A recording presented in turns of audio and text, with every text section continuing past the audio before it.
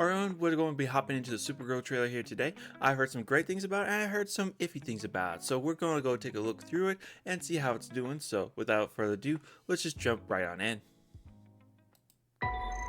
Hey, I was just touching base to see when you think you might be coming back.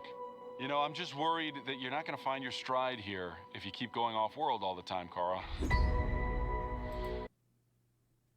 I do like how they're starting off with Superman reaching out to her with a concern like, hey, you might want to come back, establish yourself here on Earth.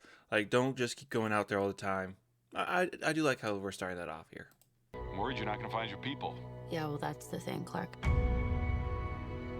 I have no people. They're all dead! They're all dead! I'm sorry. That's mean of me. Just like, Clark is speaking on a social level, and when you say I have no people, like, are you saying that Clark isn't part of your family, you're not adding him to it, or are you just saying that because humans aren't Kryptonian, you can't find a personal connection there?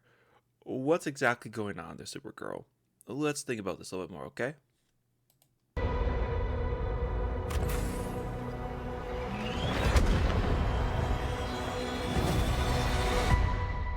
Home is wherever you are, buddy.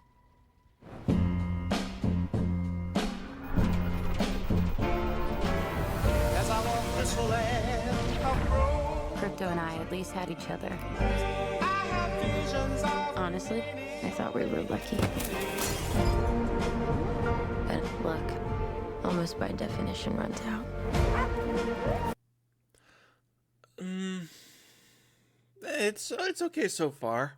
I'm not really feeling anything all that inspired. We're what, a whole minute into the trailer? Maybe it's gonna have come in later. It just I get where she's coming from. Like, home is wherever my dog is. That's just me and my dog.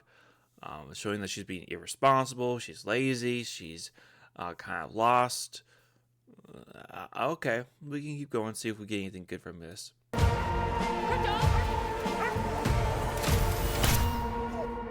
What can I do?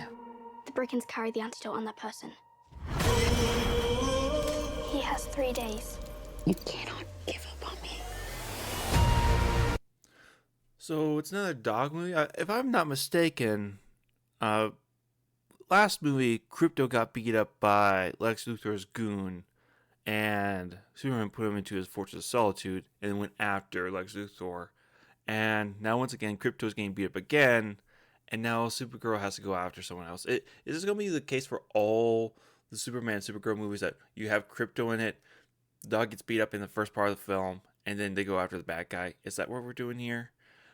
Just asking, just something we're noticing, that it seems like Krypto is going to be the way we see this film or film franchise, is that James Gunn wants to have his dog and everything. I mean, it's Supergirl's movie, so she does have Krypto, so help me out here, guys. Well, maybe I'm just grasping at straws. It's the crime of the Yellow Hills, who murdered my innocent family.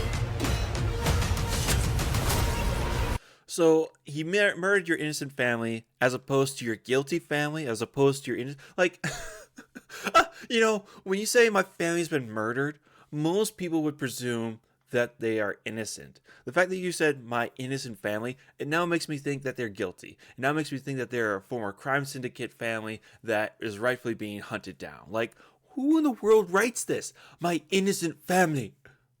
What? I'm sorry. It's just like, what is that, man? Just do what I say. And don't die. This does not look like this is gonna end well for you guys.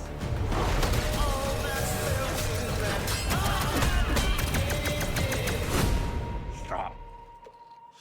You're hurting my head. Yes. Yes. Thank you, Lobo. I was about to start and get a slight headache as well, so I appreciate they brought him in.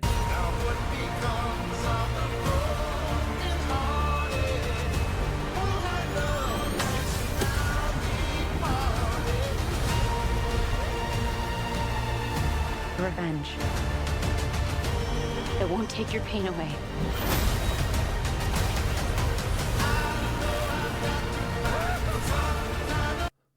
So what do you know about getting revenge? Like, I get revenge won't take away your pain, but you haven't gotten any revenge for Kalendor or your parents from Krypton dying. And as far as we know, Krypton was dying from the Kryptonians' own fault. Although they might be going with the Brainiac route where Brainiac caused Krypton to die, especially since we're seeing one of the seas be captured by Brainiac.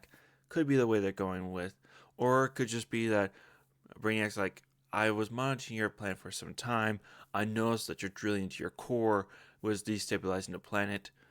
So I figured it was a good time to come in and capture one of your cities. Could be something like that. Not sure.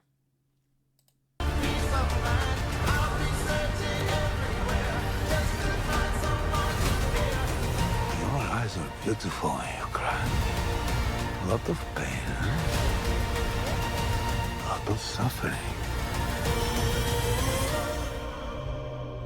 There's no home without you, buddy.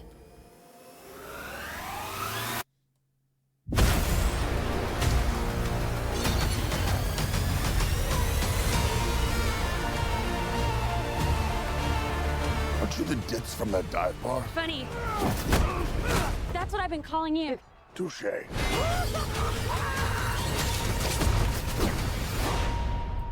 Lobo's gonna be the best part of this film. Jason Momoa's Lobo. If he's not in for like more than half the film is just gonna be lame. I'm just gonna be honest with you there. That is probably the best part. With that said, am I really excited for this film? Not really. Supergirl's okay. So I know some people like this version of Supergirl. I know that she's in some of the comics. For me, Supergirl I grew up with was more of a bubbly, hopeful personality, more of a teenager. Yes, she had to deal with the demons of Kandor being sealed away by Brainiac, with Krypton being destroyed, but I'm not necessarily a big fan of this Korra. Oh, no. Sorry, I got Legends of Korra in my mind for the moment. I'm not a big fan of this particular Supergirl. Yes, is she going through a lot of trauma? Is it going to take a toll on somebody? Yes, but the fact that they said not once, not twice, but 3 times that it's Crypto that's her family.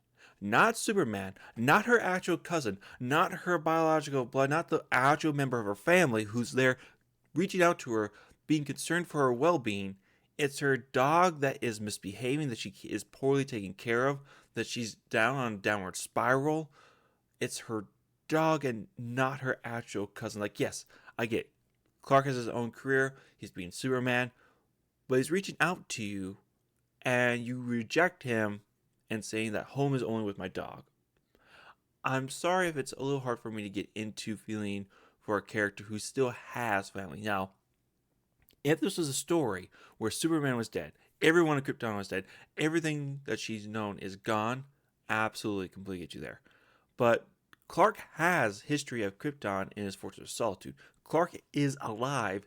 You can reconnect with a family member, and we just don't really see it. Like, I get that they want to say that it's supposed to be juxtaposed between, like, Superman is the Boy Scout and Supergirl is more of the person on edge and the warrior, but we didn't really see Superman as a Boy Scout. We didn't really see him focusing on saving a ton of people. There's the one chick in the car when she's fleeing from Metropolis that he saves.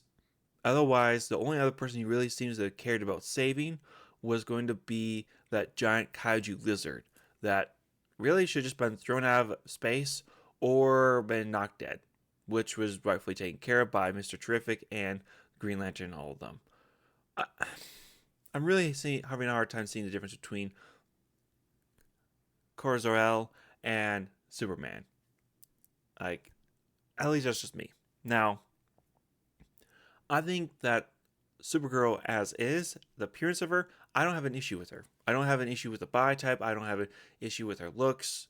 To me, as I said, she's supposed to be about a teenager. This looks good to me. The fact that she's actually an adult, college girl age, someone who's drinking, presumably being frisky with other people, just smoking and all that partying out there. kind of clashes with my idea of what Supergirl was, but I can still kind of accept it, which makes it more interesting when we have an article coming from Vanity Fair where we get the actress who's playing Supergirl having some thoughts about the current state of the trailer. Now, she was the actress who was from House of the Dragon, the Game of Thrones TV show that came out a little while ago. She played Rhaenyra Targaryen. Never really saw the show.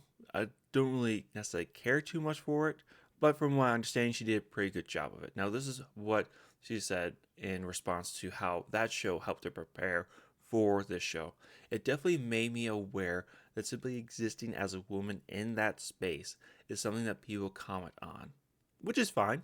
Like, yes, when you're a beautiful lady, when you're in a particular area, people are going to comment like, wow, this girl is absolutely stunning. I love her in it. Or they might say, I don't really see her as a character. In my mind, in the way of description, either she's supposed to have larger breasts or be taller, or maybe a different facial structure, or maybe a different way she's supposed to look. You have people coming out from every side make a comment. And that alone isn't the really controversial thing that she's been commented on. Is when she says, we have become very comfortable having this weird ownership of women's bodies.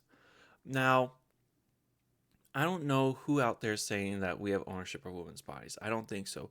I do think that people do feel protective about particular characters of our franchise. For me, example, I am protective of my characters in Percy Jackson and the Olympians series, wherein you have Annabeth being changed from a California Caucasian blonde gray-eyed girl, and you change it to a black girl with dreads.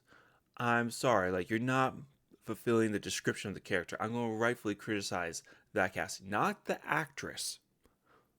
The ones who casted it and the directors are who get criticized for that. And the same thing for her in this situation. I don't know anyone that's really attacking her personally for her looks or body, but it's the internet. There's always someone out there making a raving lunatic comment about something like that. I don't think you have an issue with the way that she looks, particularly for the actress. I think people might have an issue with having a different idea of who Supergirl should look like, but I don't really think the actress herself is the issue here. Now, when she comes on and says, I can't really stop them, I can only be myself, which is fair. But people have this issue when she's saying that people have a weird ownership over women's bodies. We don't say we have any ownership over you, but we do have a sense of protectiveness about characters. And when they're not casted right or done right, that's when people have the issues. Now, me personally, as I said, I don't see any issue at all with her playing this character. I think she actually looks like Supergirl to me. But I do have an issue with the way that the directors and writers want to portray Supergirl as this power girl who's drunk, who doesn't care anything, who doesn't even consider her own cousin part of her family, that her family, her home, is wherever Krypto is. It's not with Clark. It's not back on Earth. It's not on the Kent's farm. It's just with her dog. Clark can be forgotten. It's pretty much the sense I gain here. But maybe I'm overthinking it. I want to hear what you guys' thoughts are on this trailer, on this movie. Do you think this is going to be amazing? Do you think that she's going to be able to really bring out a stunning performance? Or do you think she's going to be severely hampered by the writers and directors on not providing a great Supergirl film that I fear? With that said, what do you think will Jason Momoa be? Do you think he'll be absolutely stunning? Do you think he'll be in the majority of the film? Or do you think he'll just be in it sparingly? I personally hope he'll be in a lot, but I want to hear what you guys' thoughts are. Leave a like if you liked the video, leave a dislike if you did not, and I can't wait to see you on the next one. Y'all take care now. Bye-bye.